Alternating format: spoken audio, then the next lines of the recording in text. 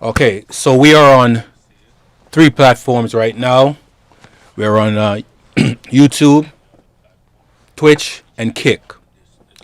So, folks, as you know, that there is a big crisis going on, and the government has been shut down for about a month now, and people are really going insane. They're talking about they're talking about going in to the stores and filling their carts and walking out. And folks, remember to give the stream a like, a share. Right? Today is going to be a call-in show, so I hope folks can call in when I say it's time to call in. As you can see, the number is on the screen, right? And I will mention it. Let me, you know what? Let me make this a bit bigger. Let me pull it. Let me see. Make it slightly bigger so it can be well seen. All right, I think that should be good. All right, if you guys are hearing me good, all right, sound like my audio is coming through well. All right, so I'm going to play some videos so you guys can kind of get a idea of what's been happening. So I'm going to do a screen share, so give me a second. MSNBC's Alex Tabbitt is reporting on the ground in New Mexico, the state with the highest percentage of residents receiving SNAP benefits. Jake Sherman is co-founder of Punchbowl News and an MSNBC political contributor. And former Republican Congressman from Florida, Carlos Curbelo, joins us. He's an MSNBC political analyst. Jake, is there anything you realistically see happening in the next few days to turn this around? No, I don't. A few things. Number one, there is a contingency fund that could backfill SNAP benefits, but the administration, the Trump administration, does not believe they are within the limits of the law to use that money to backfill SNAP. SNAP spends about $9 billion a month. That contingency fund has about $5 billion, but they've come to the conclusion, backed by Speaker Mike Johnson, that they don't have the ability legally to do that. So that's the choice, and that's the calculation and the choice that they have made. That's number one. Number two, there is a chance that the Senate could pass a standalone bill. Josh Hawley has a bill to backfill SNAP benefits. The House of Representatives isn't here. And if it does pass the Senate, which is no sure thing, then the House would have a really tricky calculus to make in coming back. The White House, meanwhile, is not interested in these kind of one-off bills. They want to keep pressure on Democrats to open the entire government, not just fill money into the SNAP account. So there's just a lot of, it's a lot of chicken going on between all the parties involved, and there's real impacts. I mean, if you look at, and we put this in our newsletter this morning in Punchbowl News AM, if you look around the country, the front page of a ton of newspapers on Sunday, to the extent that people still read newspapers, and I hope they do, carried stories about SNAP and the challenges without funding and food banks coming online and trying to make up the difference. So it's a real big problem, and this is a major pain point that Congress is going to have to deal with and be cognizant of. Yeah, I do that too. I spend a lot of the early morning hours checking out local newspapers and local TV websites as well. So if it's led there 11 o'clock news or 6 o'clock news the night before, it's out there, no doubt. It's all over the papers in New Mexico because, Alex, as I said, about 1 in 5 people where you are rely on SNAP to help pay their grocery bills. So what are you hearing there? That's absolutely right, Chris. And what I've been hearing all morning, talking to both volunteers who work at food banks, but also clients of these food banks, is a mix of fear and frustration. Fear because, as you said, 1 in 5 New Mexicans rely on SNAP. That's almost 500,000 people, 21% of the state, the highest state participation rate of any state in the country. And frustration because there's this feeling that I've been hearing about over and over again that the people on Capitol Hill and in the White House who they see as responsible for this government shutdown, who stand in the way of putting meals on the table for themselves and their family, don't understand their lives. But don't take this frustration from me, Chris. I want you to hear from some of the people who have been speaking to you today.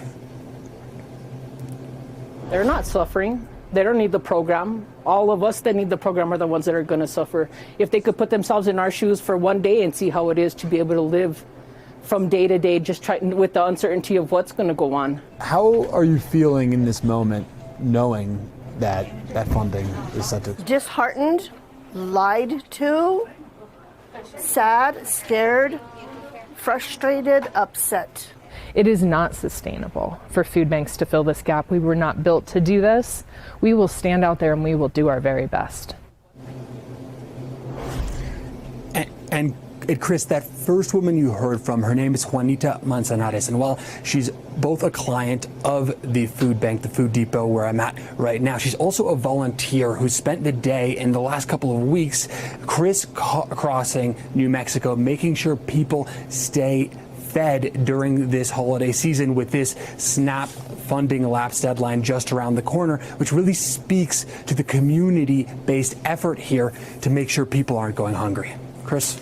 Alex, thank you for that. You know, Congressman, I'm sure you heard the Republican Congresswoman, Ana Paulina Luna, say that the shutdown she thinks could go past Thanksgiving. But the New York Times reports, quote, some are turning to side hustles like delivering food, walking dogs, and selling personal items to bring in a bit of income. Others are relying on food banks. They don't know how long they can hold on. We've heard it from person after person after person.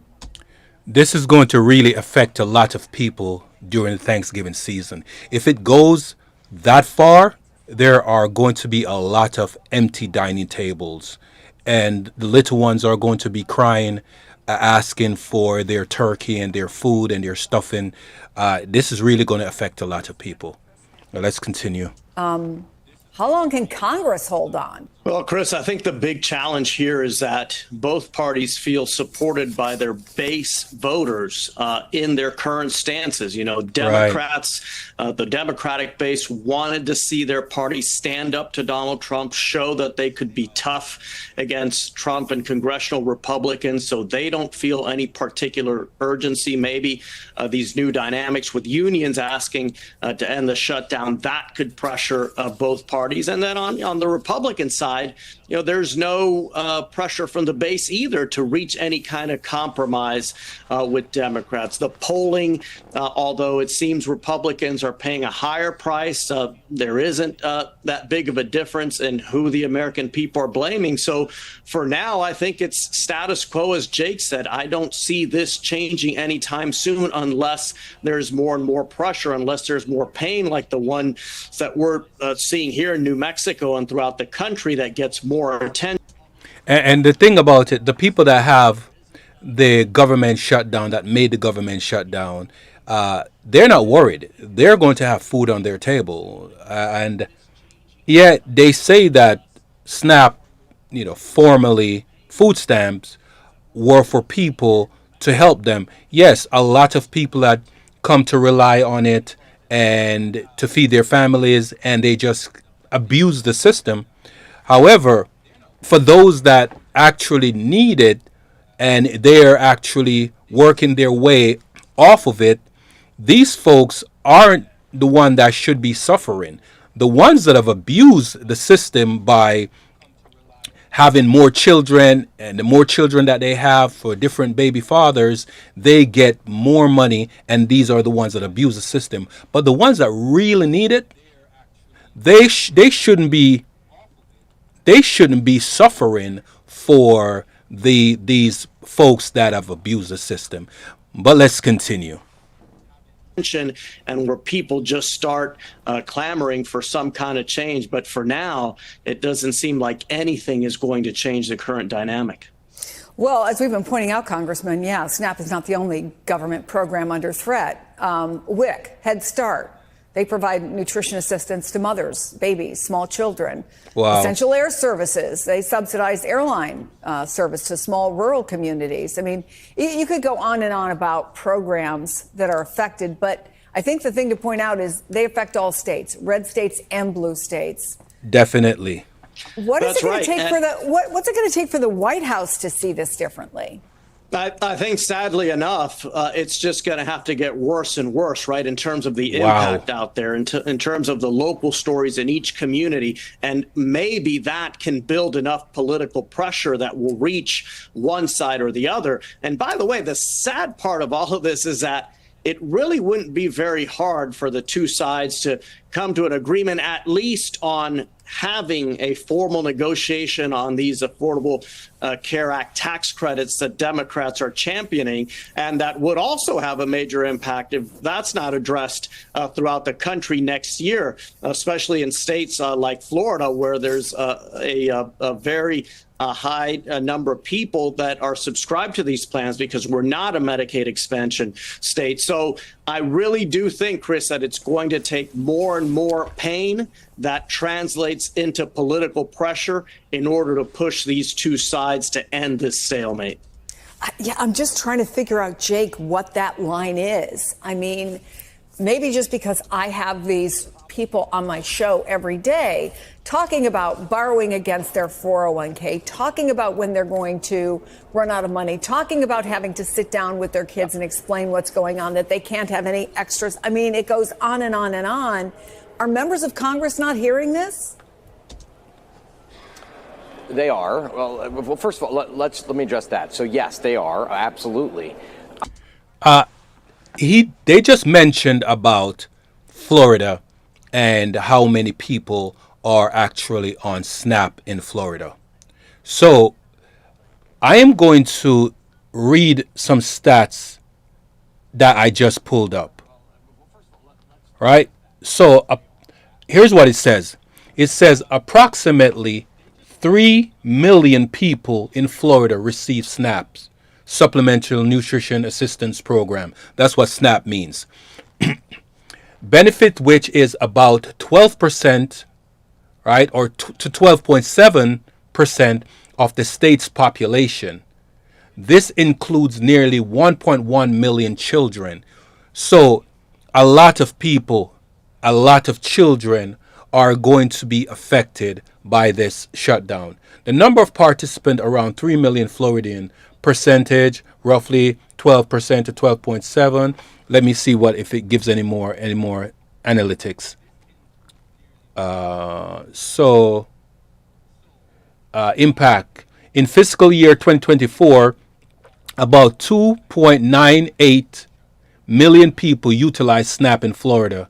Household numbers, while individual numbers are around 3 million, there are approximately 1.6 million households receiving SNAP benefits in Florida.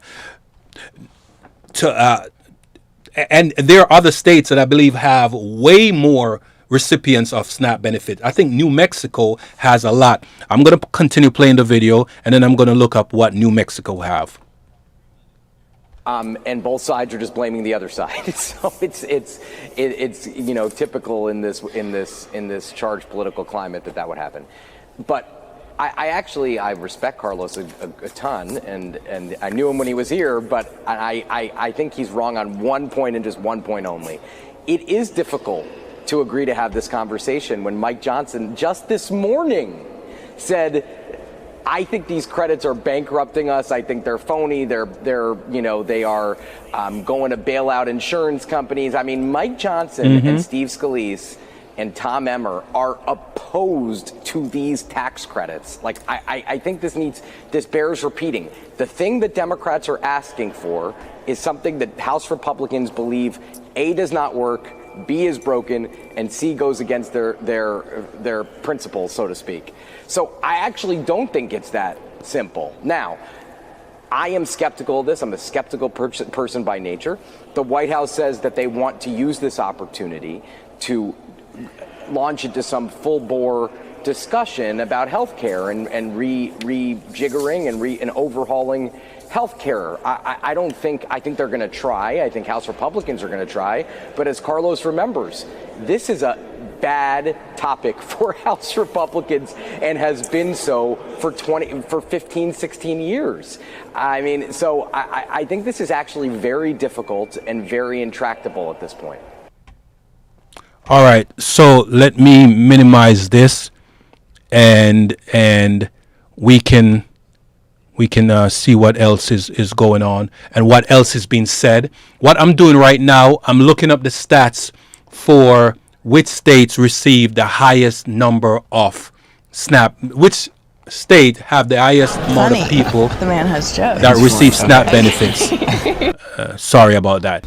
All right, The so Senate is voting for the 13th time to end. let me play this Senate video is in the voting for meantime 13th while I time to look end that the up. shutdown, All right, but so it's bear with expected to me. fail again. Officials are warning food assistance programs for low-income Americans are set to run out by the end of the week. Now, millions of Americans are questioning how they will get enough to eat. Let's bring in ABC's Jay O'Brien on Capitol Hill and business reporter Alexis Christophorus for more on that. So, Alexis, how big is the impact here if SNAP benefits run out? It could be devastating. In fact, I saw this one quote from the CEO of Hunger Free America. He says, "We would have the greatest hunger catastrophe in this country since the Great Depression." When you look at the sheer numbers, Diane, about 42 million people on SNAP benefits, formerly known as food stamps. Wow. More than 62% of those live in households with children. 37% include older adults, people with disabilities, veterans. And a misconception here is that people on SNAP benefits don't work. A large number of them do. They're families that go out to work and try to make ends meet. So if this program were to just suddenly end, a lot of these people will not be getting their checks all of these people would not be getting their checks November 1st if the government doesn't do something about it. Could be devastating and would really put the strain on those states to try to fill the gap. Jay, what's the latest on this vote? So this vote is going to go down just like the rest of them did. All right, so I am looking at which states currently have the most amount of SNAP benefit recipients. So I'm going to go down the list by states, right? So New Mexico received the most SNAP benefits by percentage of population, with approximately 21 to 25% of its residents participating in the program.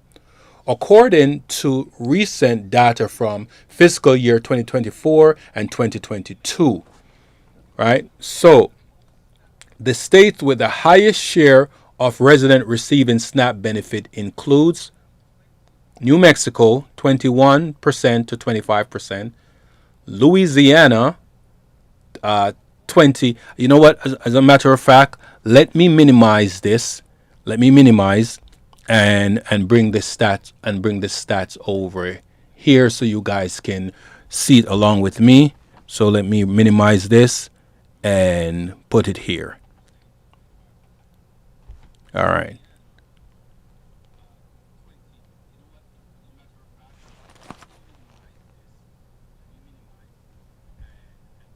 I hear some audio playing. Let me. All right. So let me expand this. Come over and expand this. All right. So as you guys can see, right? I hope you guys can see it. I'm expanding it as much as possible so it's legible. So, which states receive the most SNAP benefits by percentage of population, as I read before? So, with that, I will go down, as I hope you can see. The state that received the most supplemental nutrition assistance program, SNAP, benefits by percentage of the population are New Mexico, Louisiana, and Oregon. So, New Mexico has the highest percentage of its population receiving SNAP benefits at approximately 21.2% of its population. Louisiana and Oregon typically follow with around 18% of its population participating in the program. The District of Columbia also has a high percentage rate, approximately 20%, right? So that's right around where the White House is, District of Columbia, right? And other states, let me continue reading.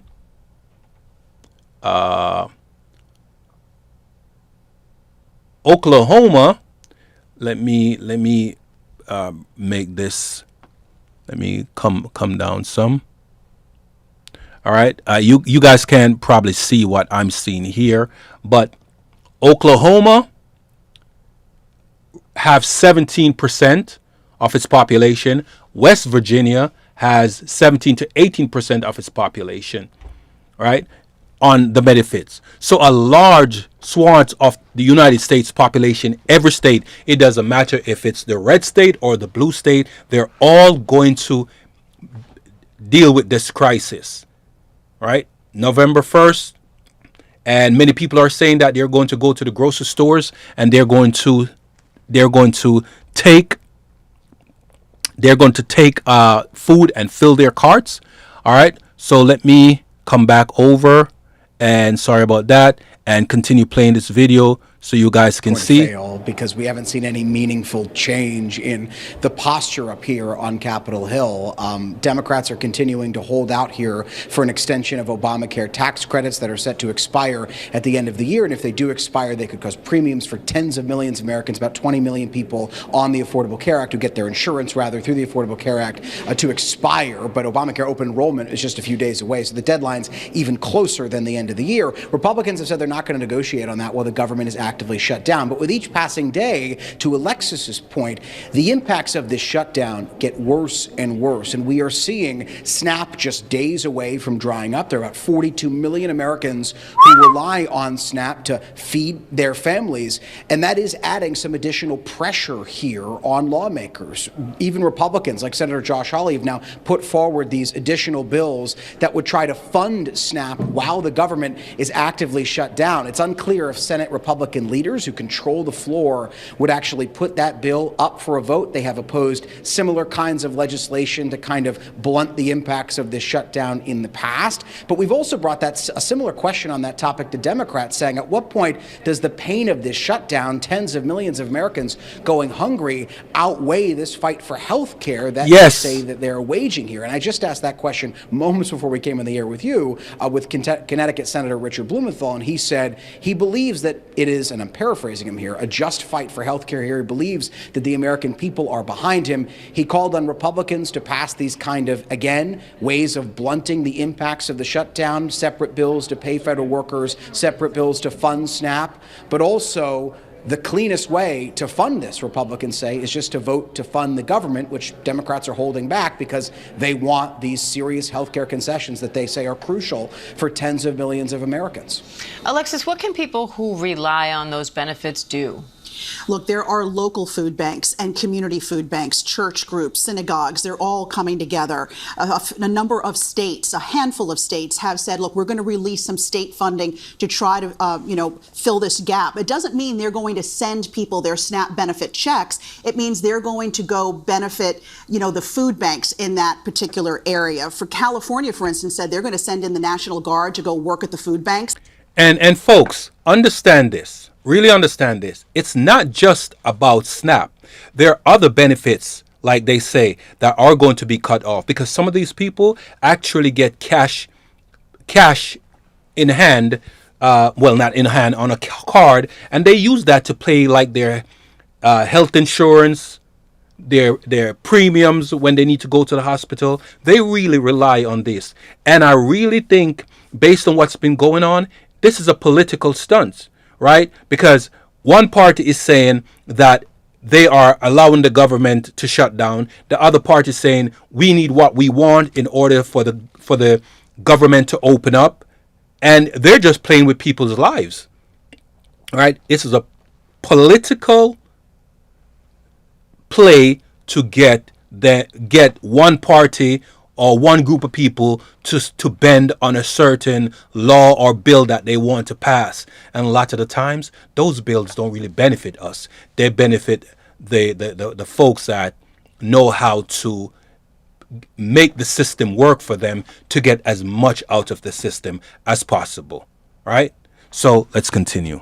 To help give out food as they did during the pandemic. Virginia has declared a state of emergency and said SNAP benefits will be provided until the end of the shutdown. But that's really only one state that has so far been able to say that. We know that the Department of Agriculture has contingency funds, but they're saying they're not going to release them, that they legally cannot. They say they can only do that in times of disaster like a hurricane, a flood. Some may say this is a disaster with so many millions of people, about to lose their benefits. And one other thing I want to point out, other government programs that might, pick up the bill here if SNAP isn't around are not functioning right now because of the shutdown. So people who may have tried to save money with their electric bills with HEAP or trying to get money from something called the temporary cash assistance, those programs are either not up and running or severely delayed, Diane.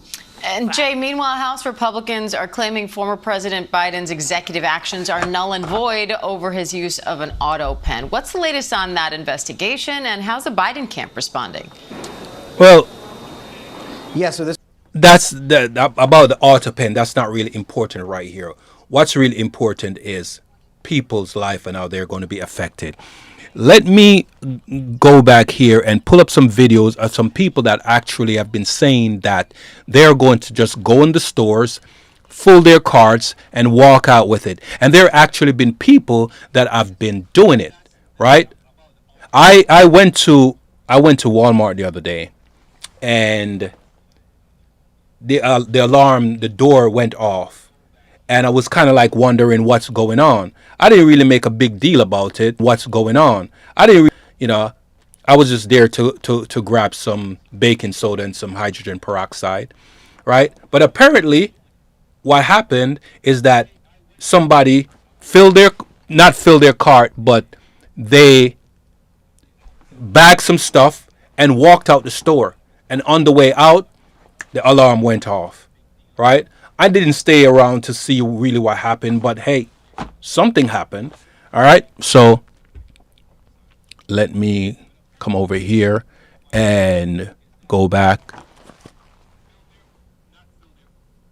and you can just go down on the street right here and see, go down on the YouTube streets and see what's going on. So just give me a second.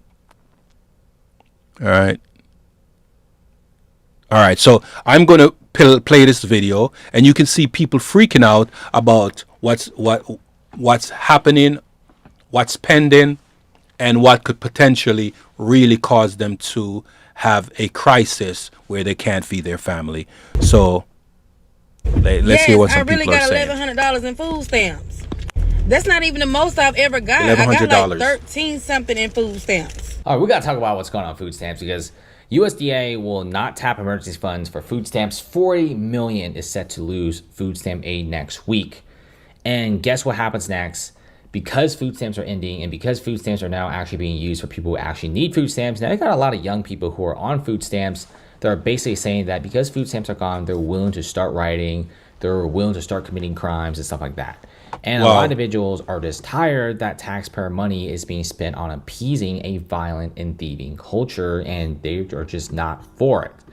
And there's so many people on social media basically saying that they're actually steal from stores. Like if there's no food stamps, if there's no EBT, they're going to start stealing from stores, which is one of the craziest statements out there because that means you're athletic enough to steal from stores, but you don't get a job. And that really worries me about the U.S. because there's a lot of people admitting that if they don't get food stamps and SNAP benefits, they're going to shoplift, okay? There's even like social media posts about plannings of like a mass shoplifting spree on certain dates and time, which is really, really scary right there. Let's just see what happens. Check out some of the... Now, my thought process is... Were you not aware of what you were voting for? Not who, but what? Because clearly you could not have been fully aware. So then that makes me think, when most people are voting, like, with this past election, were we just making votes because Trump was a white man and Kamala is a black woman or a woman? Is that what your vote was based on, rather than what was going to come into play from each of these candidates? This is why we have to read. We have to read to understand. What she's saying is that Trump is responsible for the shutdown. And that's not true, because I looked into it. He's absolutely not responsible for the shutdown, right? They're having conflict with wanting certain bills to pass, and one party wants to do something and the other party wants to do something else. But you can't just blame Trump and say he wanted it. I'm going to pull up a poll, right? And I'm going to share this poll and see what people are actually saying. So let me bring this over. Let me minimize this and bring this over. All right. Let me come over here and minimize this. And I'm going to bring this over and drop it here. This out, and then bring this over and expand it. I should be able to see it right here. All right. Now I can close it out. All right. So let me make this slightly a bit bigger. All right. So hope you guys can read it. I'm going to read along and see, and then we're going to talk about doing a call in so we can actually have a discussion about this. All right. So as it says right here, America blamed Trump and GOP more than Democrats for shutdown. Right. Poll findings. So this is an independent poll. Right. So I hope that you guys can see it. Let me see if I can expand this more. And then you guys should be able to read it. And I'm going to read along. All right. So more American blames Trump, President Donald Trump and Republicans in Congress than Democrats for nearly month-long government shutdown. According to a Washington Post ABC News iPost poll, more than 4 in 10 U.S. adults, 45%, say Trump and the GOP are mainly responsible for the shutdown that may lead to the government to cut off anti-hunger benefits, has caused air traffic delays, and has furloughed hundreds of thousands of federal workers.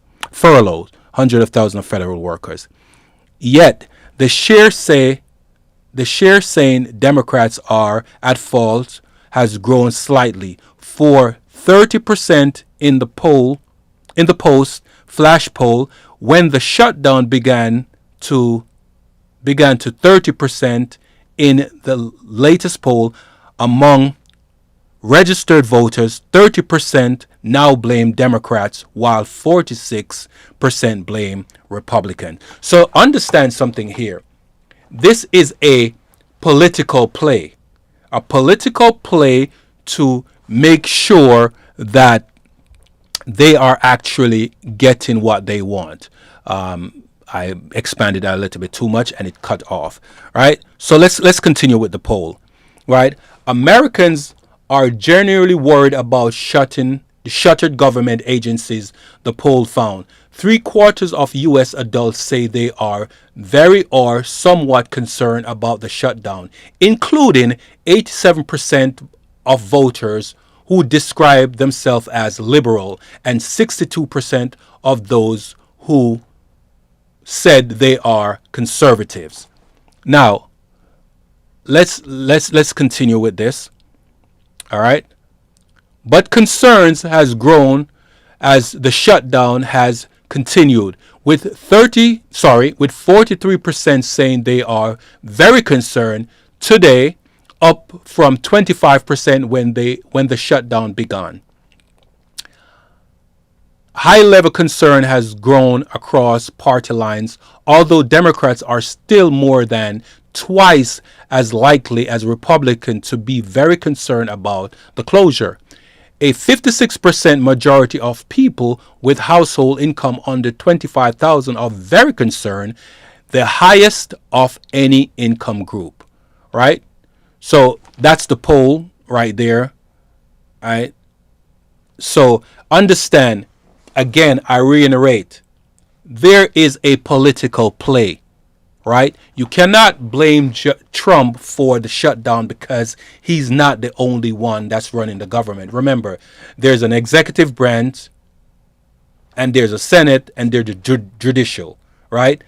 The executive branch make executive decisions, sign executive orders, but when laws are going to be passed, the Senate and the House have to be involved to get this law to pass. So there is a political play, my friends. All right. So I'm going to move this out and bring the other screen back in.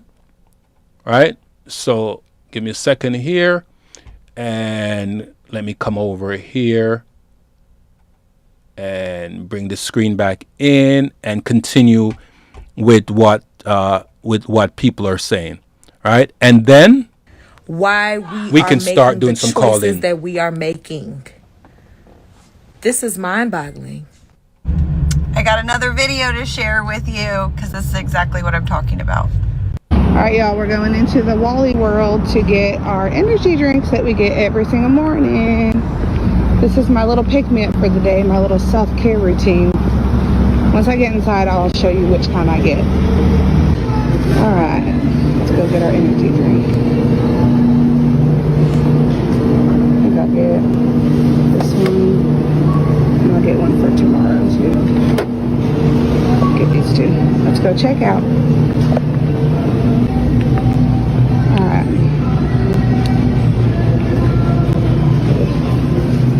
Scan.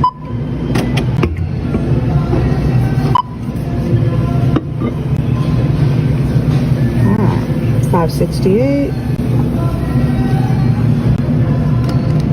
I can't show you I'm paying with my EBT card.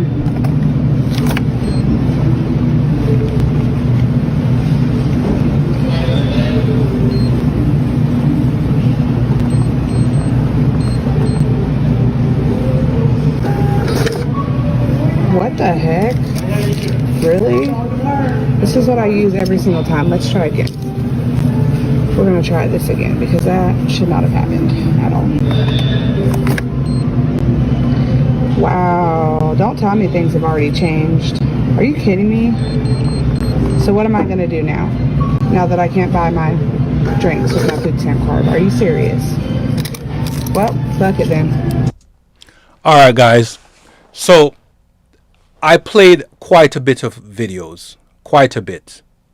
So let's do some calling right now so you can voice your opinion, right? So you can see the number on the screen, right? But I will give it to you so you can plainly call, right? It's 1-844-788-6366, right? Lines are now open. You can call 1-844-788-6366.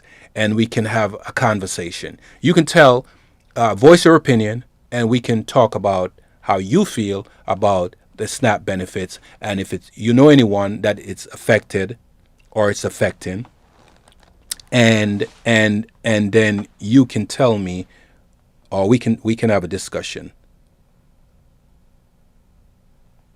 All right? What's this? Oh, okay. All right. So somebody just said all right, so somebody just sent a message over, and it was sent to the wrong person. So let me clear that and go back. All right, so folks, let's do a call in right now, right?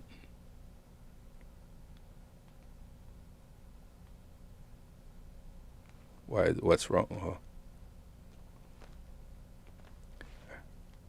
Let's do a call in right now. So come on, guys, come on, call in and tell me what you think. All right, call in and tell me what you think. 844-788-6366. All right, that's 844-788-6366. Call and voice your opinion, whatever you have to say about what's going on with the food stamps or SNAP program and the fact that the government shutdown is at hand and it's affecting so many people. We're in the season of Thanksgiving where many dining tables are potentially are going to be empty. I can say this, that a federal judge had passed issue an order to the Trump administration that they need to make food available. Money's available for the SNAP program so money can keep flowing so people can support their family. So call in. Don't be shy. It's 788. It's 844-788-6366. All right. I am actually going to give someone a call and maybe I can get her. And I was talking to her earlier and she was telling me about someone that she knows and how it's affecting that person. So let me pull up her number and then I can call on the studio line. All right, so give me a second. All right, so bear with me a second, guys. So 9. Oh shucks. 9, 5, 4.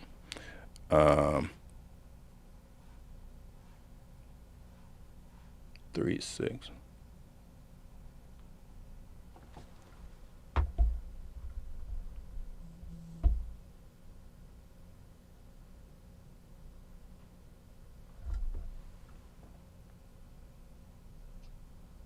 Yellow? Yes, 1 second. Let me check something because I'm not hearing you over the call. So let me make sure that you're coming through. Give me a second.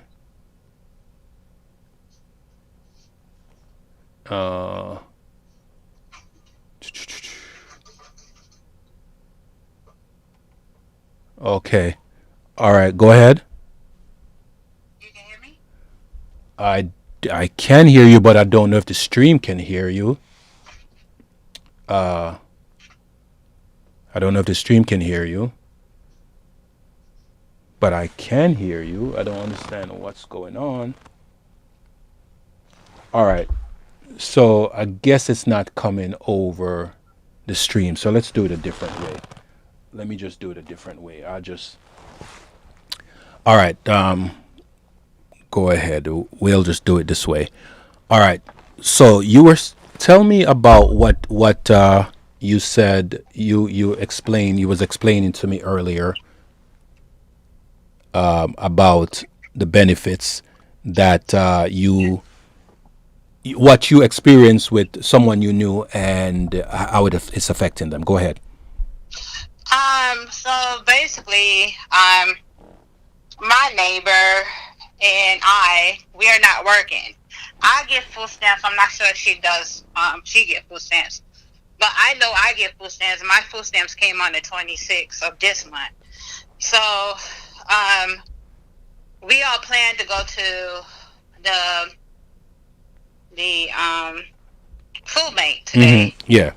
And I know that's a schedule, something that like twice a month you can go. Mm-hmm.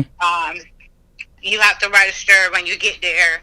Mm-hmm. Anyway, we got there and the line is extremely long. Mm-hmm. Longer than what was expected. We got there like about, I guess, a little bit after 10. Mm-hmm. And we went all the way down the street where it's like a dead end. And we pulled up, I had to back in and kind of get behind another car. Mm-hmm. And as we're waiting, more cars are coming. And there's no way for them to get behind my car. So they just kind of, do like a little circle going down. Mm-hmm. And it was frightening to see because you see all kinds of people who, old, people who's probably working, Mm-hmm. probably got government jobs, they're not getting a paycheck, so they don't have any money to buy food. And by the time we got to the front, they registered us how many families was like her family and mine, so that's 2. And the little bit of food they had left, they had to distribute to us, of course.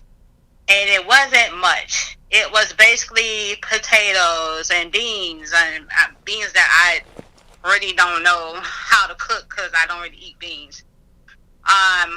Grapes, and they had a thing of flowers, which they was giving all the women flowers. Mm-hmm. And meat. Mm-hmm. And usually meat comes from Publix or in Dixie because they give their meat and stuff to these food banks, these local food banks and stuff. Correct. And a lot of sweets like cookies and cupcakes and stuff like that for, I guess, children or whoever wants them. We got so much stuff that we, kind of, I was like, hey, you can take this and, stuff, bread and everything. And I had more than enough.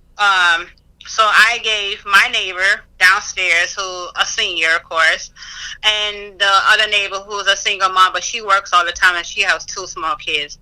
So I gave them grapes, I gave her bread, I gave her the beans and stuff, and I gave, they both Spanish, and I know Spanish people like to eat beans and stuff, so I gave that to them Mm-hmm. with bread and grapes and potatoes, a bag of potatoes.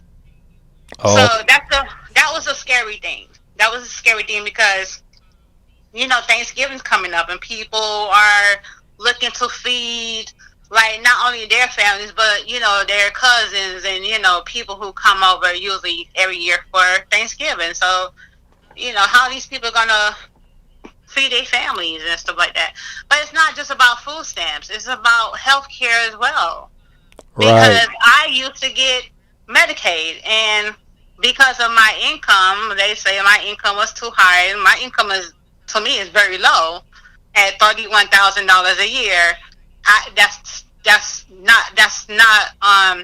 too much for Medicaid. So I was cut off Medicaid, and I had to get Marketplace. It's too much for Medicaid, but not enough to sustain the family.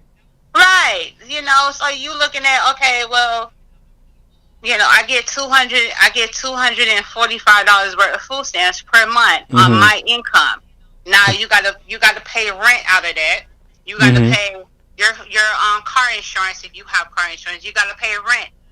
Not rent, but you gotta pay light bill.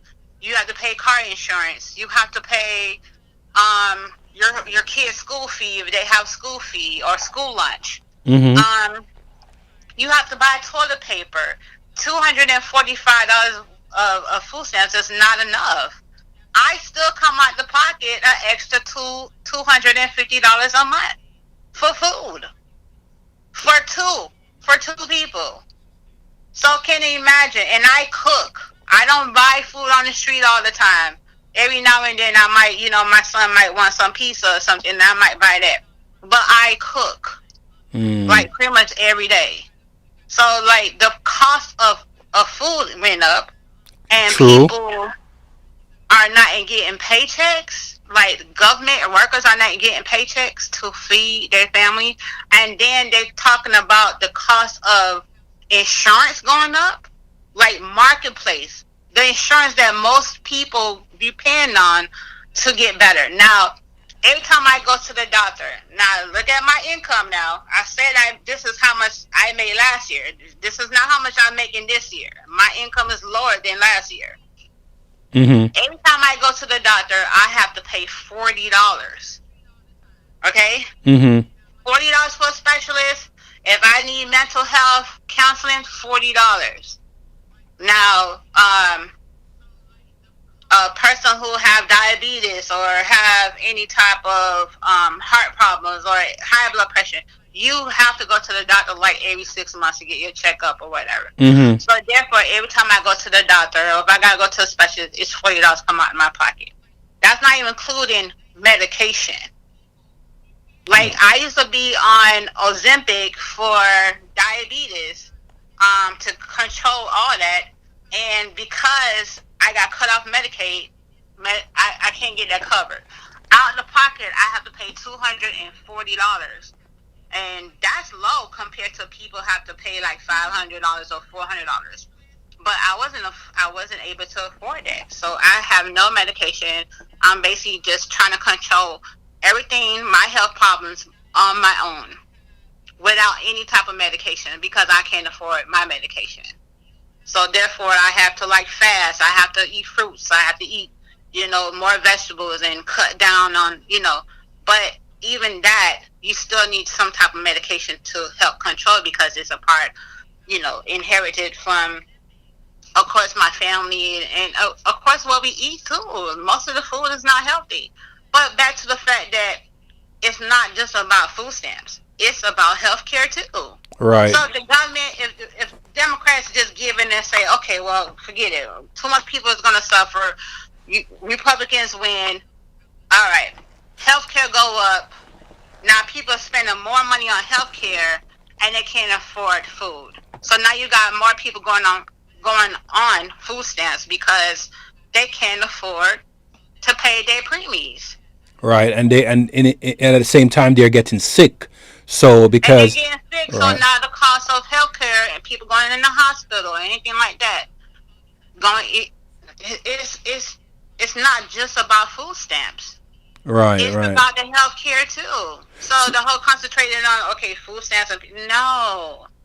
So if the Democrats give in, trust me, I won't be able to go to the doctor anymore because I won't be able to afford my premies. So, and I'm on workers' comp now. So you imagine, I'm only getting half of what I was making per month every 2 weeks. Okay. So let me ask this question. Like I said earlier, it's a lot of people are blaming Trump and say Trump is the one that caused government to shut down. It's Congress. Right. That's what I was saying. He's not the only one. There's other bodies that are in play. But you're saying if the Democrats shut down, then you won't be able to afford certain things because they'll take away those benefits. Is that what you're saying? No, they're not taking away the benefits. The benefits of what we already getting is going to be cut. The budget is going to be cut. That's what Democrats is trying to not happen. That's what they're trying to avoid to happen. They're trying to avoid the cut of all these programs that Republicans want to say, they so-called say it's going to save money. Money on who? Where the money coming from? It's not coming out their pocket. Or where the money is going. Yeah. So where the money's coming from, where it's going? Where it's going? In their pockets or into programs that are not going to benefit the poor or the middle class people. Come on, seriously? Or the American people, regardless. Exactly. In general. In general. Right. The rich don't need a pay cut. They don't need tax cuts. We're the ones who need tax cuts, not them. So let me ask you this question. So what do you say about the folks that have been gaming and abusing the system for decades? Like the ones that I personally know, because I used to do property management, that will have a bunch of children and so they could get more benefits. What do you say about those folks? I know you're not like that. I've known you for a very long time. You're not like that. You're a hustler. You're constantly on the grind to do more, right? But what do you say about those folks that game the system? I think there's always going to be people who are going to abuse some type of system because the system is not strong. It's not strong enough to catch those who's doing fraud and all that stuff. It's on a card now. It's not paper. It's not dollars or in a booklet like they used to give us. Growing up, you could sell food stamps because it was on a booklet. And you would sell food stamps to someone who didn't get food stamps because they made too much money, according to the government, according to the state. But they still was working and they couldn't afford food. So they would buy those booklets from people who would get $500 or $600 or $800 a month for food stamps. They make it very hard for you to even abuse the system now, but people still do it because there's a Burger King, according to I heard, in Miami that takes food stamps. Really? Yeah. But they have corner stores that you can buy cigarettes for food stamps. Really, to my understanding, you're not supposed to be able to buy fast foods or any of these. What's the word I'm looking for? These recreational type of things with. Yeah, but guess what? Nobody's reporting them because in those communities it's protected. The other day, I believe the other day there was a mass arrest, like because a lot of people it was like a group of them across the state of that were accepting EBT for things that EBT. So they did a mass arrest across multiple states. I'm sure it's always where they have like the investigators that go into these gas stations and go into these stores and start doing investigations because if you don't do something according to somebody who does get food stamps and they want to buy something and they get pissed off, they report you. Right, that's true. What happened is that now they send investigators to do the research to find out which stores and which gas stations and what corner stores are doing the abuse. And that's how they're able to do these mass arrests and stuff like that. But like I said, it's just not about food stamps. It's so many programs that's going to get cut. Like all these seniors and these people who are on Social Security that get these extra benefits a month to help pay for their light bill, to help pay for their premiums, to help pay for food, or even put gas in their car. They're trying to cut that too. So it's not just hurting people with food stamps, it's hurting people, these seniors, So, we have to be, the communities have to get together, just like in the back in the day, the communities would get together and cook and feed each other. And I know that's kind of like, hey, I'm not feeding the whole block. No, we're not asking you to do that. We're asking you to get together, all the neighbors, y'all have a cookout. Have a block Thanksgiving. Everybody come out with their tables and put it in the middle of the street just like you do a black party. Cook the food and feed everybody get together. Just like, the Africans and the people used to do back in the days. Because if we're not doing that, we're not protecting our own and we're not protecting our community. We're going to depend on the government. So you're saying that each block should maybe close off their block and say, okay, everybody on this block, we're going to chip in and everybody on this block is going to eat from these pots. Yep. It takes a village. Now, let me ask you, what about the next block over? So what if next block need to join in and do the same thing? So block by block. Block by block. Build it up. The food blocks. The food blocks. That's right. You know, communities need to get in and start a garden and start planting seeds and watch it grow. Right. That's very true. Because if we're not protecting our own communities, we gonna depend on the government to feed us? That's true. What if they decide we're not gonna agree? Because if the Democrats give in to the Republicans' foolishness, it's gonna hurt everybody's pocket, not just the food. So we have to start preparing ourselves. We get out. Let's plant a garden. Let's start feeding our own communities. The rich gonna be fine because they can pull off their 401 or their retirement or whatever. They be fine. They okay. It's the poor, the senior citizens, the seniors, and the middle class people that's gonna suffer the most. They're not worried about us. It's not about the poor people. It's about their pockets and the programs that they get kickbacks from. Correct. Now, let's get deep into this. Go ahead. Listening.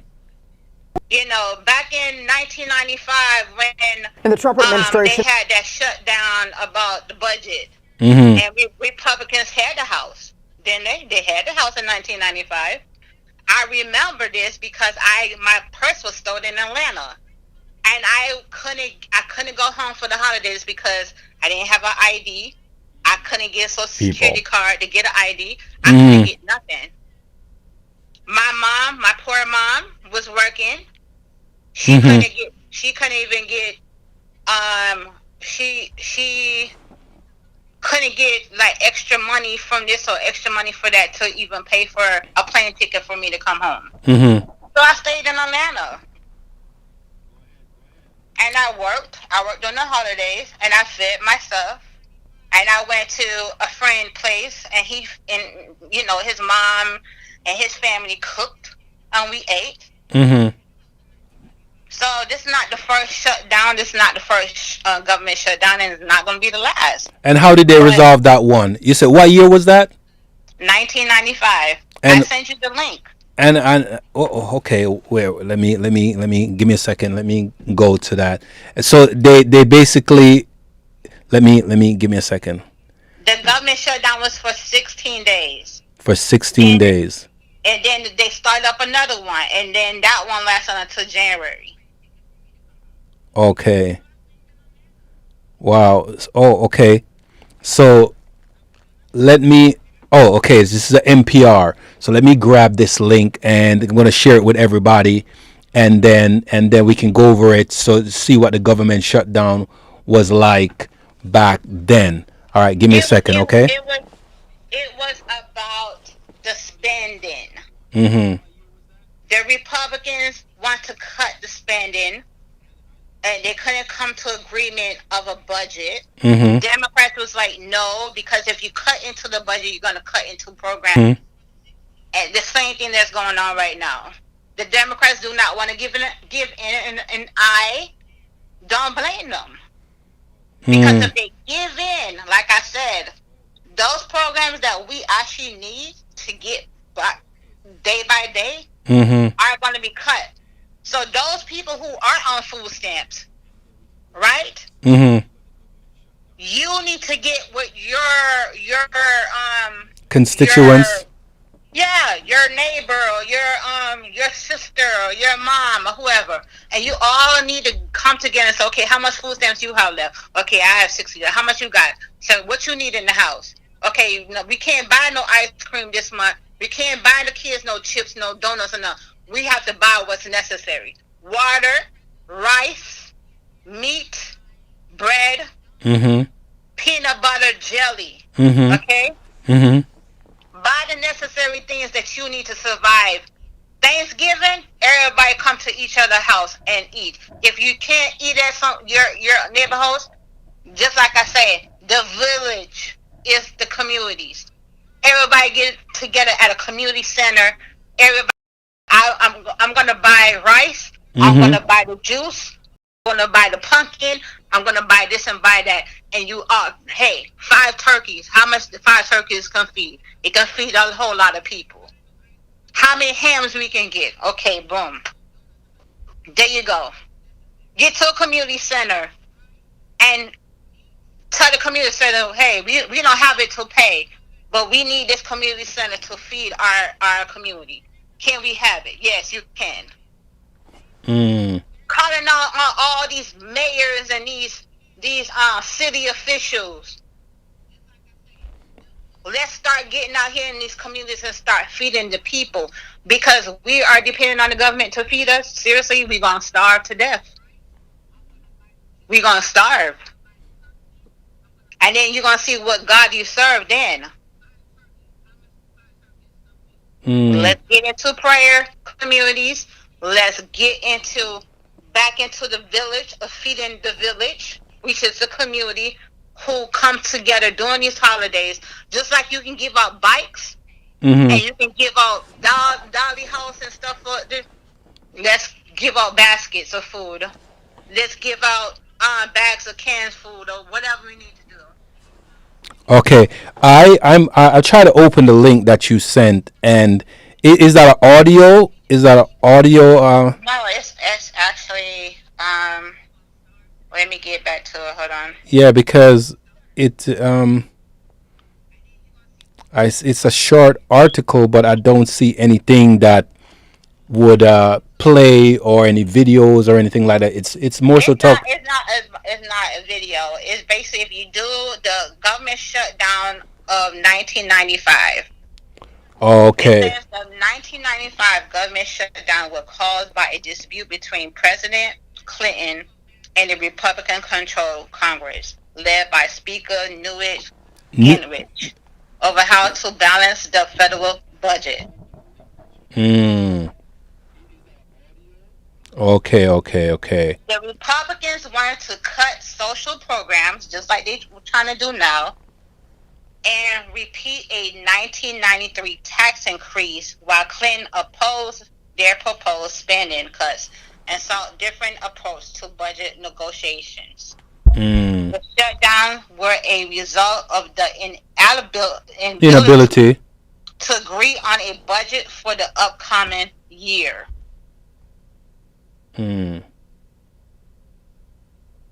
Okay. And it was like a dispute. The conflict kept on going on between the spending cuts versus the tax increase. Republicans pushed for a significant spending cuts, including rolling back social programs and repealing the Clintons' 1993 tax increase.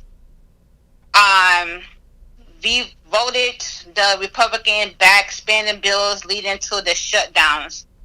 And again, this was 1994. 1995. Okay. It says the shutdowns were part of the border political struggle following the 1994 Republican Revolution, which brought Republicans to power in the House for the first time in 40 years. Okay. So, because this is, let's go back now. Republicans are always trying to cut social programs. This is not the first time they try to do this. But, and for your younger people out there, like in the 20s and 30s, if you don't know your history, honey, you're not gonna know what's going on now. But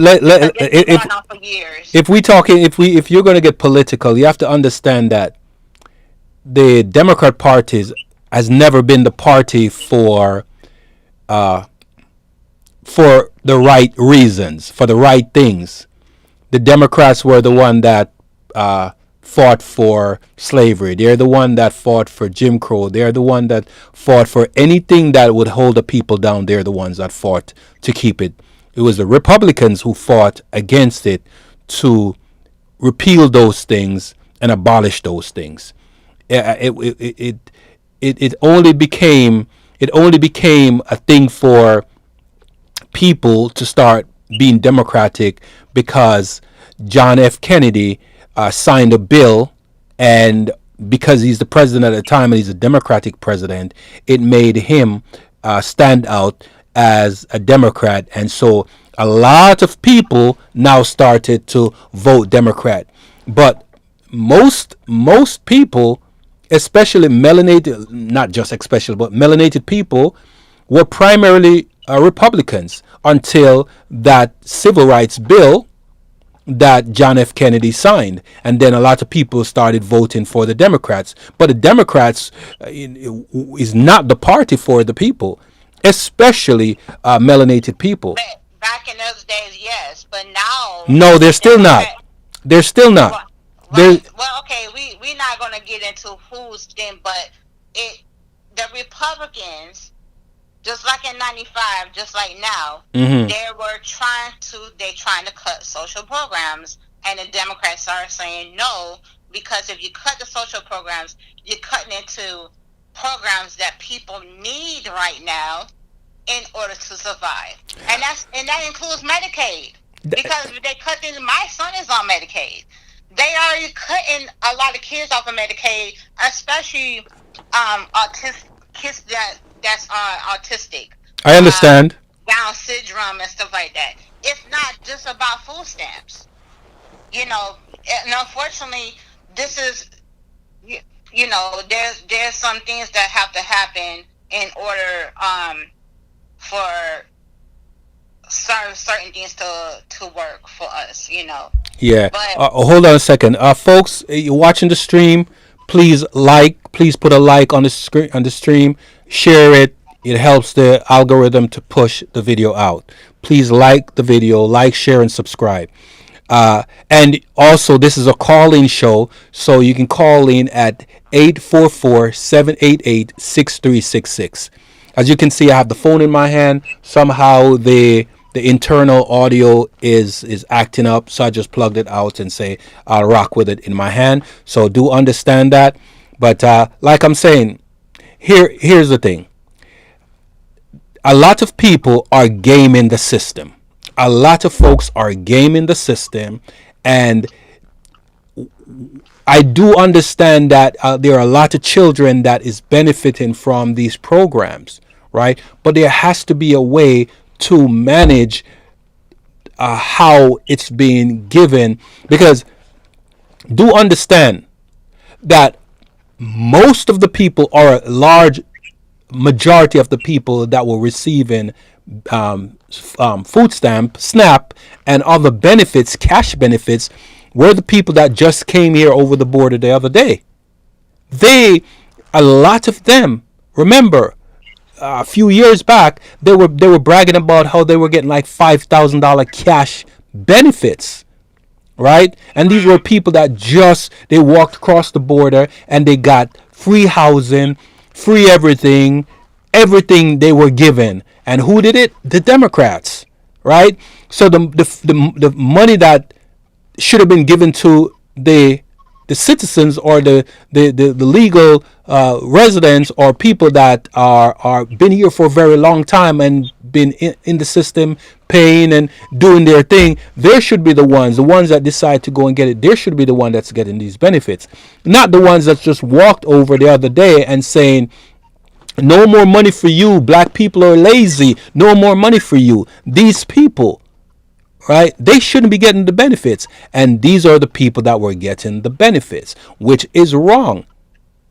Well, I was with Obama when he stopped the dry foot, whatever dry foot, wet foot program. Yeah, I was happy for that, because I was like, well, but again, going to political, look at the Haitians now.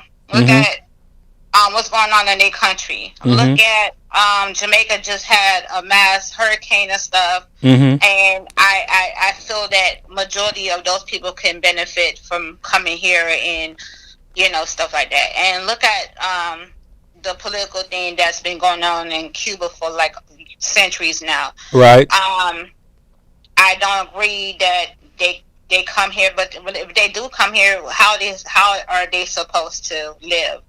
They have to have some type of benefits to get their foot up and running in order to escape their circumstance. Right. So yes, the government did give them some help and stuff, but majority of those people do not depend on those benefits all the time.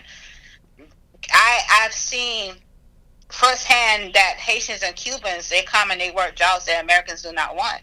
That is very true. Especially you go to the hotels, the majority. They are cleaning, they are picking, they are doing lawn work. They are working jobs that American people do not want to do, and those people will stay in a house together. 4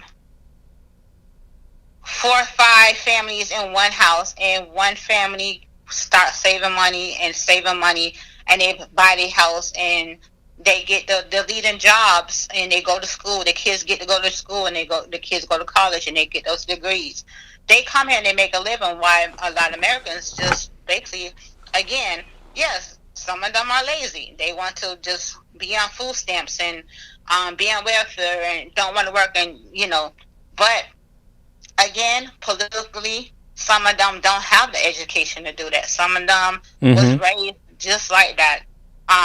They have no direction. But like I said, the programs that are helping majority of these people who've been on food stamps for years and want to get a job and get the education and get the training, those programs are going to be cut. Yes. Like I said, it's just not about food stamps. It's about other programs as well. The job training programs, they've been cutting these programs since high school. Like going to high school, you remember you had home ec, you had wood shop, you had that. Yes, those because programs are out. when I used to go to high school, and I used to go to Norland. For those of you, shouts out to Norland. Shouts out to American High. Shout out to Carroll City High. Shouts out to Central. When I used to go to, of course, those high school that I didn't shout out, my apologies. But I remember I had home economics courses. These were mandatory. I had woodwork. It was mandatory. And I could pick an elective whether I wanted to do mechanical work, and I did dabble in some mechanical work. These were in high school, right? I knew how to carve because I was taught it in high school. I knew how to work on an engine parts because it was in a high school. I was being exposed to this. They've taken all of these things, these programs, out of schools, right? And now these programs are cut. No, they're not cut. Majority of those programs are cut. No, listen. They're not cut. All they did, they made it a higher learning program. So now you have all these vocational schools that right after they remove these home economics and these programs to teach high schoolers, they can leave high school and go right into the workforce. They could no longer do it. Now they had to go to a vocational school to learn what was being taught in high school: mechanics, woodworks, carpentry, these things, right?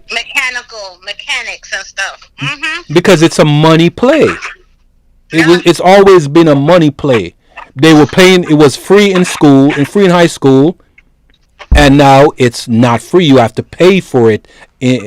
Go to a vocational school and pay for it, right? But I like to say to people when they talk about Democrats and Republicans, I call them the Republicrats, right? I merge Democrats and Republican together, and I call them the Republicrats, right? There are, whether left wing or right wing, they are the same bird flying in the same direction. They're think about when the birds fly south for the winter. One bird may decide to go left, and when that one bird go left, all the bird goes. And then when one bird go right, all the bird goes. It's like they just fly in unison, but they're the same flock. They all fly together, and they're all doing the same thing. So when you call them the Republicans on the Democrats, or the red or the blue side, I call them the Republicrats. They're the same birds. Yeah. You like that word, right? Yeah. People, I came up with that word, right? Just like, hey, Shay, you remember when back in 1990, was it 1997, when we used to go to the mall and I said I wanted to go look at girls and I came up with the word bootylicious. You remember? Yep. And I tell people that I'm the one who came up with that word back in 1997. And they were like, no, you never came up with that word. I said, yes, I came up with that word in 1997. I used to go out and look at girls with nice butt, and I used to say they look bootylicious, right? And then years later, here comes Beyonce with a song, your body's too bootylicious for you know what I mean? Yeah. So tell them who came up. Tell them it's your boy. Snap, pop my collar. Came up in 1997 with it. Who came up with Bootylicious? Came out with it in 1997. But let's get back on track about this. But to make a long thing short. Yeah. I truly believe that. And I'm old school because I was raised in the 80s and the 90s. Mm-hmm. But I believe that just the same way the communities can get back into doing these food drives for Thanksgiving and Christmas, we can also do the same thing for SNAP. If the Democrats are not willing to negotiate with the Republicans about these social programs and these stuff because you have to understand it's not just about the government shut down the food. They're trying to cut food stamps too. They're trying to cut Medicaid. They trying everything that the Republicans are doing. Go back to Project 2025. If you were a person that was politically ready during the election, before the election, when they was telling you read Project 2025, everything everything they said was in that book, and it's deep. The cut to education, the cut to budget, the cut to this, the cut to. Come on, we're not gonna have a Department of Education no more. That's going out. Come January, that's gone. So everything's gonna be back on the state. Like these choice programs and all these. Listen, it's not just about SNAP benefits. You guys get that out of your head. If they cut food stamps, trust me, they trying to cut Section 8 too. They're cutting all the HUD program. They are cutting it down to nothing. You think homelessness is a problem now? Wait till January. Trust me when I say people wake up and pay attention to what's going on. It's not just about SNAP benefits. Stop listening to this foolishness that on the news. It's not just about snaps. It's not about just food stamps. It's about Section 8. It's about where our kids going to be going to school. It's about programs that help our kids play sports. It's about Medicaid and Medicare, Social Security. All that is about to get cut. This is just the beginning of what Project 2025 was speaking about, and people was lost. Now you guys was warned not to vote for Trump, and because everybody voted for Trump, that's why the Republicans have the House and they have the House and they have the Congress and they have this and they have that, because you guys was warned, and now you guys want to get out there and march and do all this and do all this. No, let me ask you this question, because you make a very political statement, so I have to make I have to rebut that political statement with the agendas that the people on the side of the Democratic Party was pushing. Those agendas, those offensive agendas to people that didn't see the same lifestyle that they were pushing on us, and getting censored for having an opinion. You couldn't talk about the vaccine.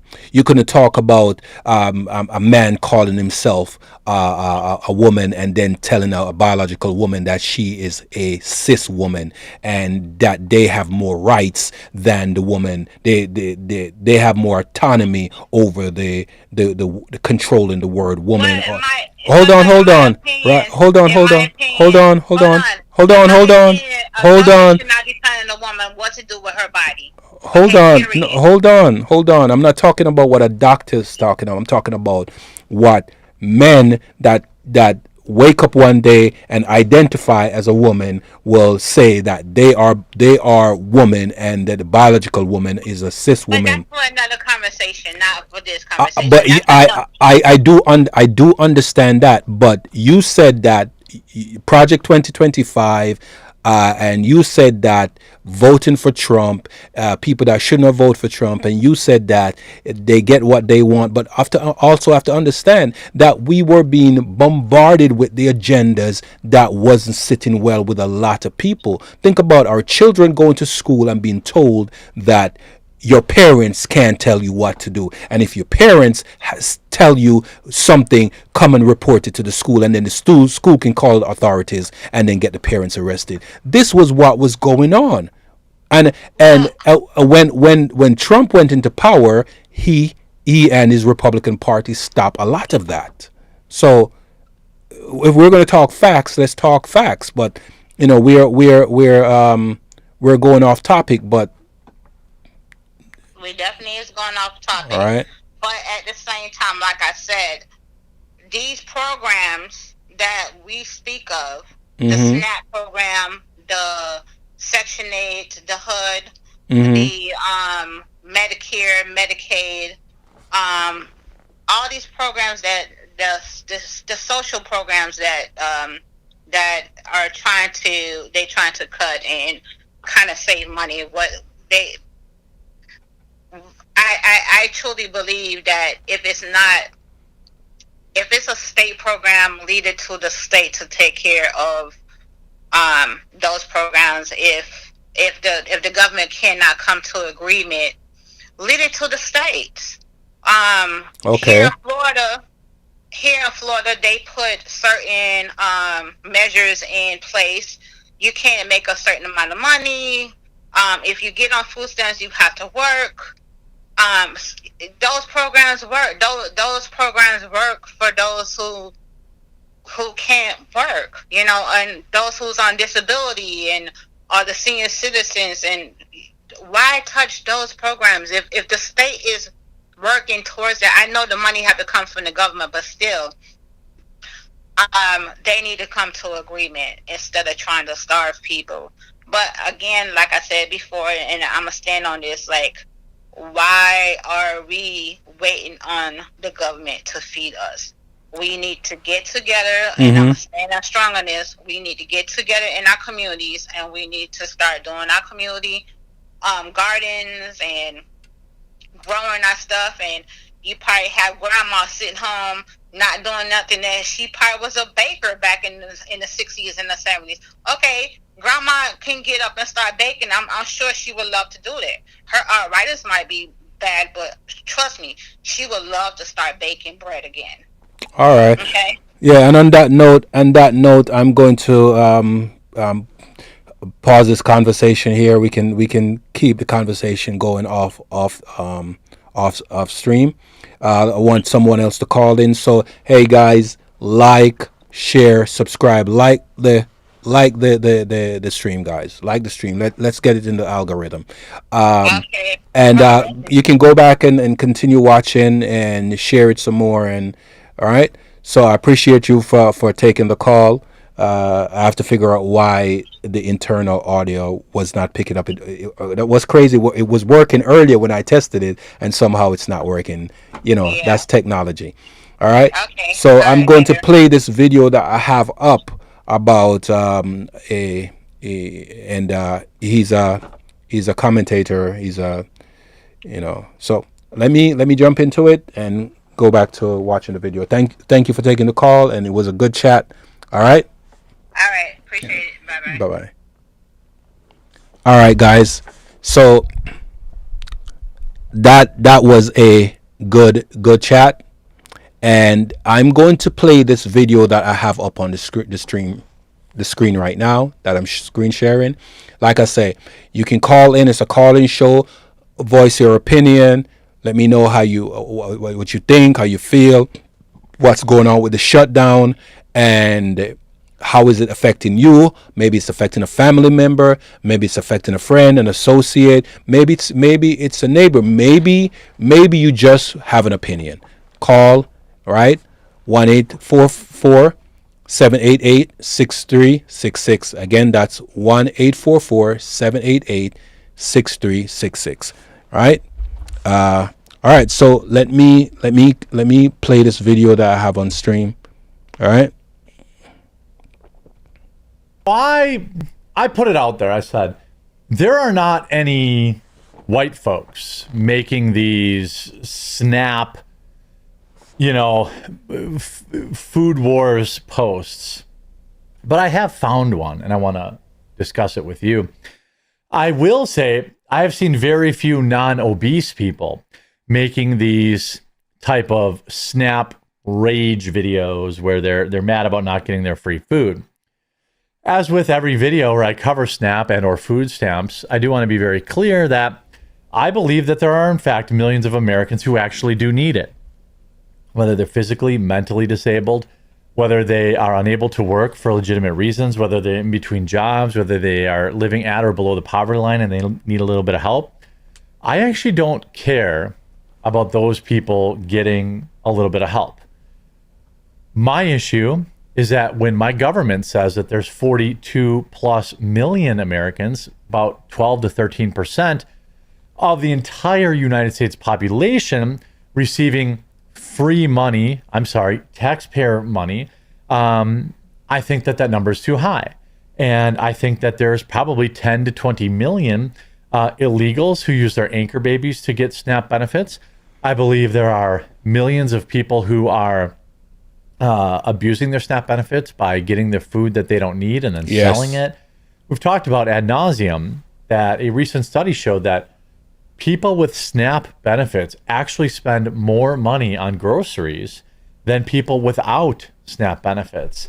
That is absolutely bonkers, and it needs to, we need to kind of have a reckoning around that. But these entitled giants, you see this, put down the fork and get a job. Overweight woman complains that her brother won't be able to feed his child if he doesn't receive food stamps, and that her disabled mother will have to work. Look, if you're disabled properly, that's one thing. If you're so fat that you can't go to work, you could get a job working from home. Heck, look at how fat I am. I make YouTube videos. I can provide for my family. There are a lot of options that you can have that don't involve living off the taxpayer.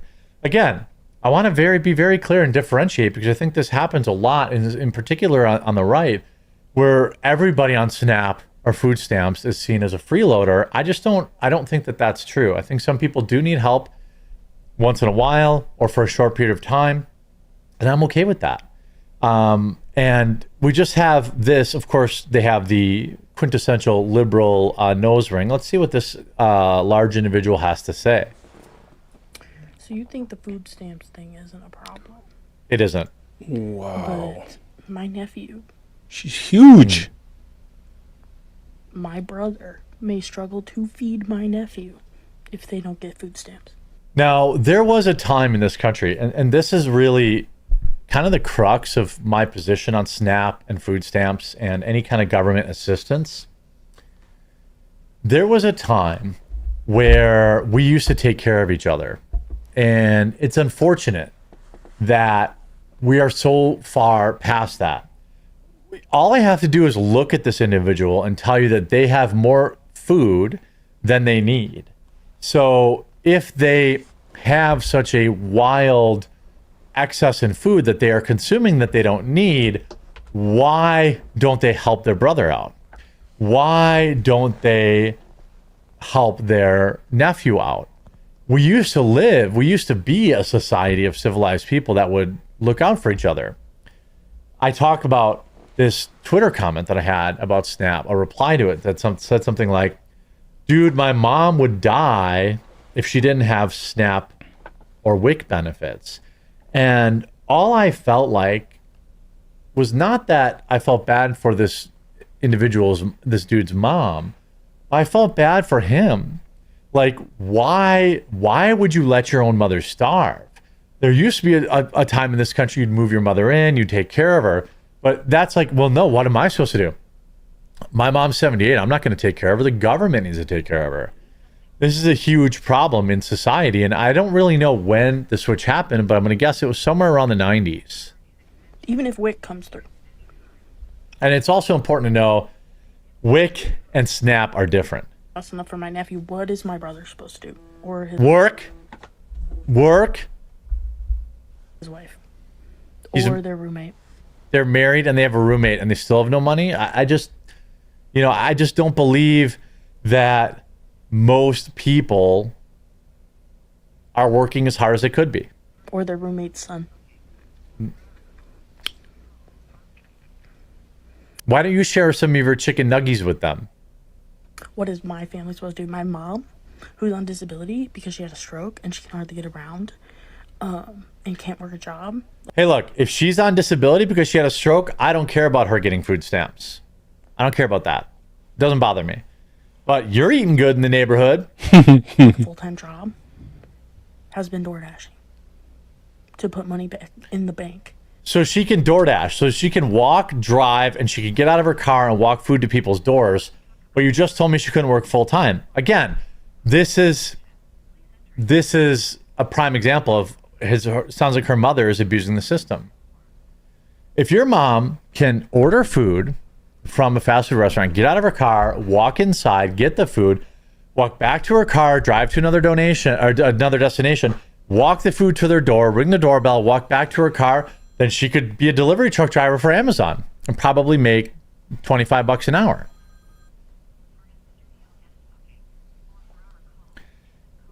Again, there is this wild over assumption.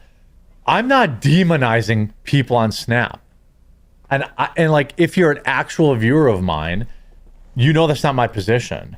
I have been exceedingly graceful in saying that there are lots of people, even millions of Americans, who need it. But when you have a gigantic woman like this, and her mother and her brother can't afford food, why doesn't she get off TikTok and help them out? Why is it my problem? To prepare for November, since we most likely won't be getting food stamps. Well, girl, you probably could not get food stamps for the next 2 months and you'd be fine. Yet it's not a problem. It isn't a problem.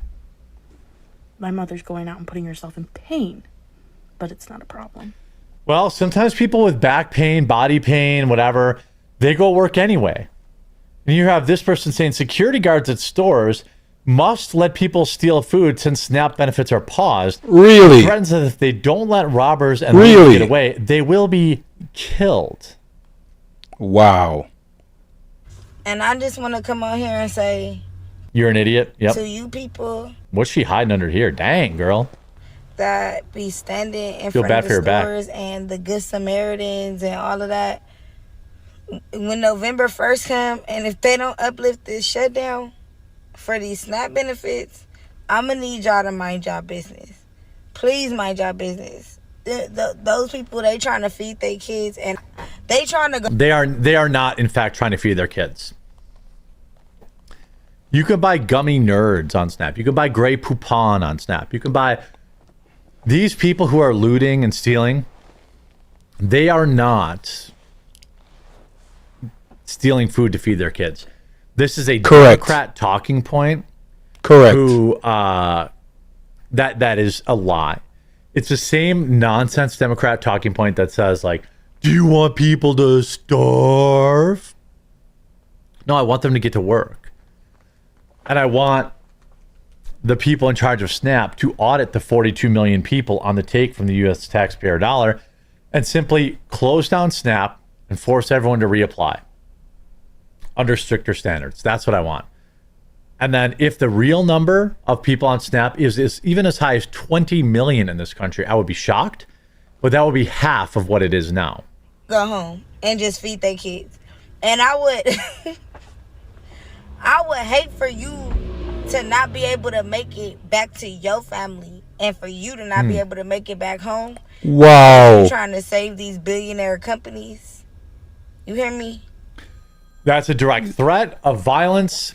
And of course, this is another nonsense leftoid talk. She just made a public threat, right? This can come back to bite her really good in the backside. Really good in the backside. She's a jackass. Well, it's billionaire corporations. Listen, lady, if Walmart has a 30% increase in shrink, meaning, theft, do you think they are going to make less money? Or do you think they're going to raise the prices on every other American to make up for it? Any idiot knows what they're going to choose. Of their funds when they actually have insurance on every box of macaroni in there. No, they don't. So that's not how it just works. mind your business and go on. And if you gonna be a good Samaritan and you gonna stand there and you gonna pay and you gonna do all of that, do your part. Do your part. But for those that are out there trying to do what the fuck they gotta do, please leave them people alone and let them take that food back to their kids. Let them take. Tell them to go get a job. Yeah. This is, again, a societal problem. Here we have a representative, Terry Sewell. 750,000 Alabamans rely on SNAP to put food on the table. If Trump won't work with us to reopen the government, his administration should immediately release a $5 billion in emergency SNAP funds. Let me tell you this. There is no $5 billion in emergency SNAP funds. There are emergency funds that have been refused by the agencies to fund SNAP. The fact that you are a representative in a state that has 1 million people relying on food assistance, I think you should be worried about other problems. SNAP benefits will be suspended as of Saturday, November 1st, and the Trump administration is doing nothing about it. The reason the SNAP benefits are being suspended is because Democrats want illegals to continue to get SNAP benefits. That's the issue, right? The real issue is Democrats weaponize SNAP funding to push open border policies while refusing to secure the border. Trump's shutdown stance forces accountability, prioritizing citizens over bureaucratic bloat. Agreed. Take it up with Chuckles. That's Chuck Schumer. I mean, look, all you have to do is not give my tax dollars to illegal immigrants, and the government could pass at least a temporary resolution to be open again. But the Democrats keep saying, oh, well, it's Trump. Well, I'm sorry, it isn't Trump. And while I do believe that there are people who genuinely need SNAP, everybody making these videos doesn't. You're sitting in a car that has a sunroof. You're doing all right. You got a gold chain, gold-ish chain. You're threatening security guards. You say that, they're going to lose their life if they stop you from stealing. Well, I mean, I think that Trump should roll out the National Guard at every major grocery store in this country then. And authorize lethal force. That's what I think Trump should do. That's what he should respond. How he should respond to this. That's just my opinion, though. Let me know what you think in the comments. I been talking about the SNAP benefits for a while now. I've been on the stream about it for a while now. I was hoping that some folks would have called in, but no one called. Well, I spoke with one person, so I've been on the stream now for close to 2 hours, and I had a long conversation with a friend of mine.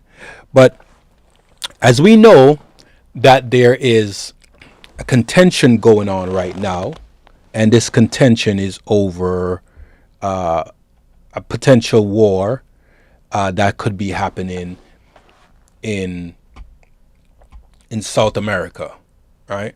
So that's United States and Venezuela, right? And amidst that potential war, it appears that a deal was struck between Russia and Venezuela. So, as you can see on screen, you do see where they have these Russian Venezuelan strategic partnership, right, where they are going to come to the defense. Apparently, that's what people are saying. They're going to come to the defense of Venezuela amidst this pending strike after, what happened in the ocean where the U.S. strike a vessel, killing the passengers, and I think 2 survived. All right. So with that being said, let me jump into that. All right.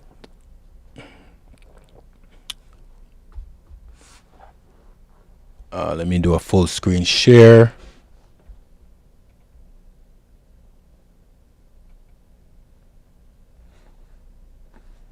Oh, so that was a full screen share. So let me close this out.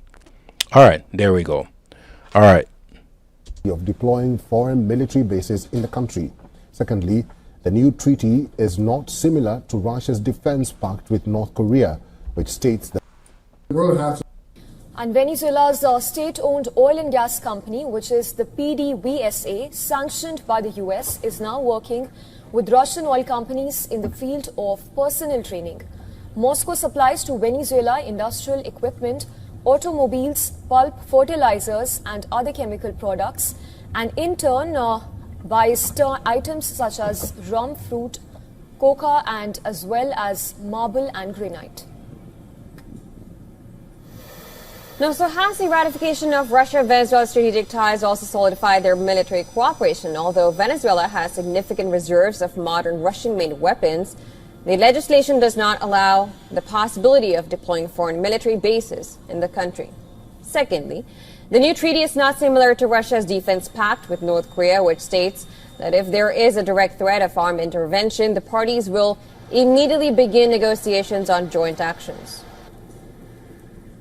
Article 14 of the Russia-Venezuela Treaty urges the parties to undertake to improve ties in the field of defense, carry out military technical cooperation in the interests of strengthening the defense capability as well as ensuring the security of the two countries. Now, the strategic elevation between the two countries comes at the backdrop of Venezuela's soaring tensions with the U.S. Okay, so just to reiterate, the United States have been positioning forces close to Venezuela, and I did see a clip where President Trump says they're probably going to do a land fair and warfare on the land, was why I say land fair, and during that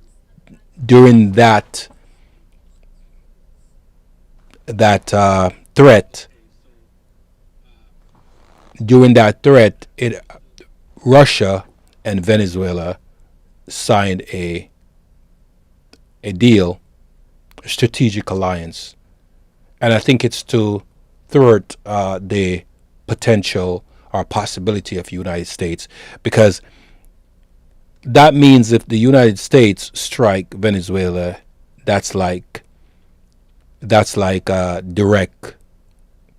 That's like striking Russia directly, because that's a ally. So I do believe that's why they strike this alliance. And let's continue. On Sunday, the USS Gravely, a guided missile destroyer docked in the Trinidadian cap, has now arrived nearby Trinidad and Tobago. Now, Venezuela has called it a provocation. It also claims to have arrested mercenaries with ties to the CIA The U.S. Navy destroyer USS Gravely docked at the port of Spain for a joint military training with the Trinidad and Tobago Defense Forces. The U.S. Embassy says the ship will remain there from the 26th to the 30th of October. But Venezuela says it is a military provocation by Trinidad and Tobago in coordination with the CIA aimed at spurring a full military confrontation. Venezuela has also said that it had captured a group of mercenaries linked to CIA, whose goal is to carry out a false flag attack in the region. A false flag attack is an operation when an act is carried out in such a way that a different party appears responsible for the same. Earlier this month, U.S. President Donald Trump confirmed reports that he authorized the CIA to carry out covert operations in Venezuela. Now, Venezuela's President Nicolas Maduro has levied accusations of false flag attacks before including a plan to plant explosives in the U.S. Embassy in Caracas in early October. U.S. has carried out a number of strikes on boats in the Caribbean and Pacific region. That is the Pacific region where the Trump administration claims. Hi, guys. If you're just jumping on the stream, please like, share, and subscribe. And you can also leave your comments. But I moved on from talking about the SNAP benefits cuts and also talking about the second portion of what I wanted to bring, which is about the pending war that is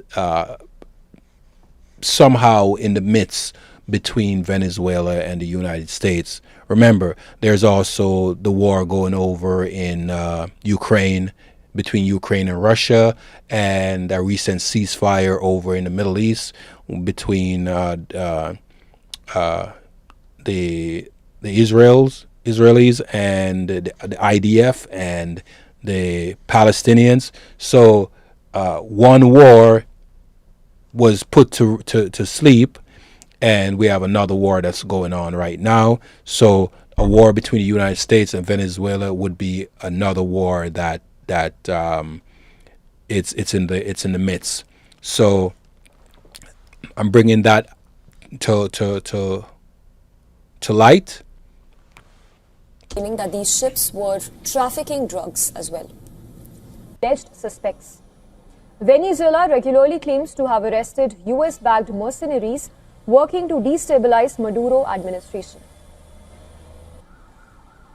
I was on my way here, and they informed me about 3 people they captured at another location with CIA manuals, and they have no shame. So they arrive and delete things from their phones because they think that by deleting their phone, everything disappears. But no, those phones talk. They talk. I'm going to send it to the cloud. They say, well, they're in the clouds when they think that. And what we've found is pure gold. CIA connected to those sectors that hate Venezuela. Wow. Venezuela also deepened tensions with Trinidad and Tobago, with President Maduro suspending a key gas agreement. He accused Prime Minister Kamla Persad Bisesar of transforming a nation into an aircraft carrier of the American empire against Venezuela. As part of Trump's campaign, the Pentagon has so far deployed 7 warships to the Caribbean and 1 to the Gulf of Mexico. Wow. The U.S. has also announced the imminent arrival of USS Gerald R. Ford, which is the world's largest aircraft carrier, and its accompanying fleet as well. Venezuela and some observers believe that Trump's administration is... What do you guys think about this pending war between United States and Venezuela? Do you think it's about the Tren de Agua gang that's been raging havoc in the United States, or do you think it's about resources? A lot of people are saying that it's about resources, right? What do you think? Leave your comments in the comment section, right? And remember to like the video, share the video, and if you haven't yet subscribe to the video. But a lot of people are saying that this pending war between United States and Venezuela, it's about resources. All right, let's continue. Using the military deployments to build pressure on the government and depose Maduro. Flew over the Caribbean near Venezuela, which is the 3rd such show of force in recent weeks. Data from trafficking, from the tracking website, which showed that 2 bombers which took off from a base in the northern US state of North Dakota flying parallel to the Venezuelan coast before disappearing from view. Earlier missions included a B-1B sortie last week and a B-52 flight earlier this month. Tensions between the United States and Venezuela. An American warship has arrived in nearby Trinidad and Tobago. Venezuela has called it a provocation. It also claims to have arrested mercenaries with ties to the CIA. U.S. Navy destroyer USS Gravely docked at the port of Spain. The U.S. Embassy says the ship will be there from the 26th to the 30th October for a joint military training with the Trinidad Defense Force. But Venezuela says that it's a military provocation by Trinidad and Tobago in coordination with the CIA, aimed at spurring a full military confrontation. Venezuela also said it had captured a group of mercenaries linked to CIA whose goal it was to carry out a false flag attack in the region. A false flag attack is an operation when an act is carried out in such a way that a different party appears responsible. Earlier this month, U.S. President Donald Trump confirmed reports that he authorized the CIA to carry out covert operations. All right, guys. So that's a repeat. Let's move on. So as we can see that this pending war between the United States and Venezuela is at hand, and the provocations that's been happening, it's almost imminent that we're going to go to war with Venezuela. I don't know how it's going to turn out, but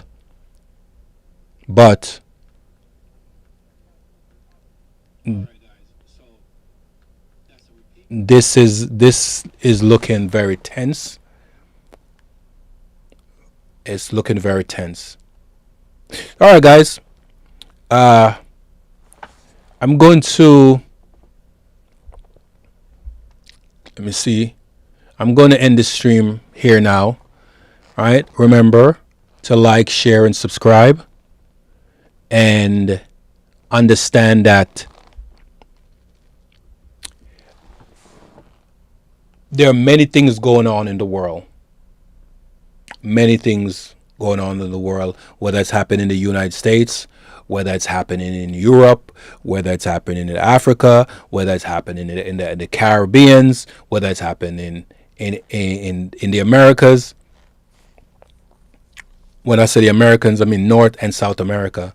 There are so many different conflicts. There are so many different divisions that is happening that you have to keep your head on a swivel. Right? We don't really know the truth of what's happening behind the closed door, behind the curtains. Right?